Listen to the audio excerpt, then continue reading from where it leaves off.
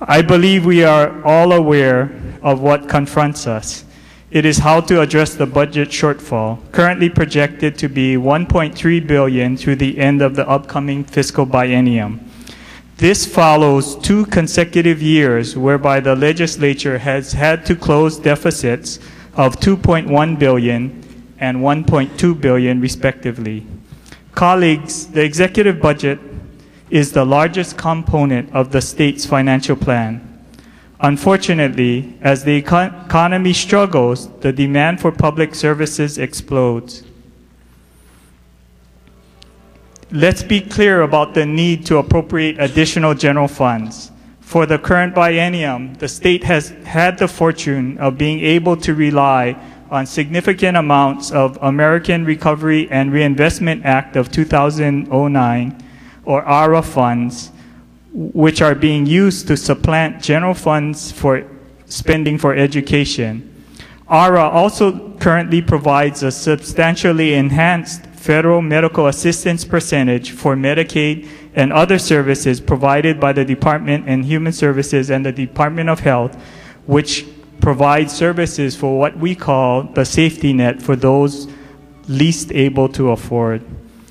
Further, the prior administration unilaterally undertook a number of actions that are not fiscally sustainable. This includes massive restructuring of debt that, although provided immediate savings, has necessitated higher debt service payments for the upcoming biennium and beyond. The prior administration also reduced Medicaid benefits for COFA migrants, an action that a federal court has ordered to be reversed. Moreover, the prior administration had spending practices on temporary assistance for needy family contracts have left its reserve account insolvent. The need to now account for expenditures like these with general funds is principally what drives increases in the budget.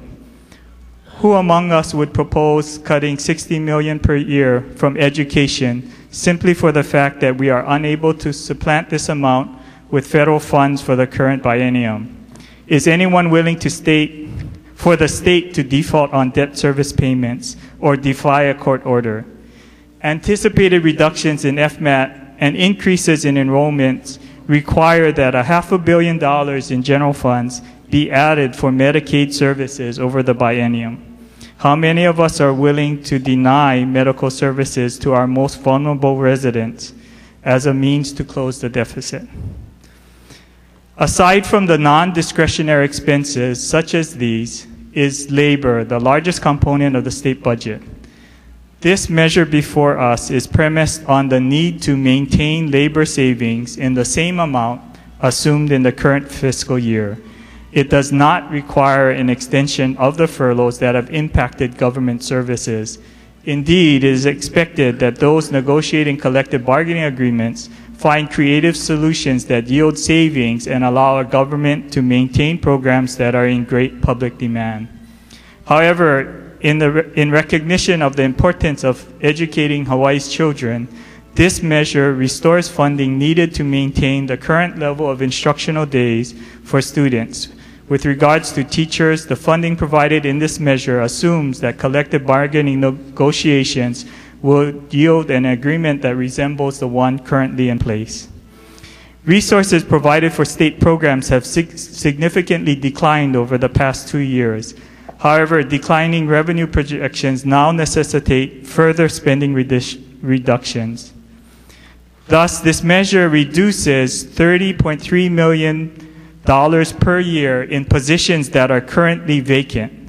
These reductions are based largely on the amount of funds currently authorized for vacant positions in programs and allows agencies the flexibility to prioritize spending and hire personnel that may be in critical need. Additionally, no reductions were made to certain programs such as the plant quarantine program and the state library system that have broad impact on our economy and our quality of life. The adjustments made to the measure by this measure to the executive budget as proposed The adjustments made by this measure to the executive budget as proposed by the governor result in the reduction of $277.3 million for fiscal year 2012 and $376.9 million for fiscal year 2013. This is a reduction of about $654.2 million over the fiscal biennium, or about half the amount needed to close the budget gap. It is without doubt that the financial health of the state cannot be restored through spending cuts alone.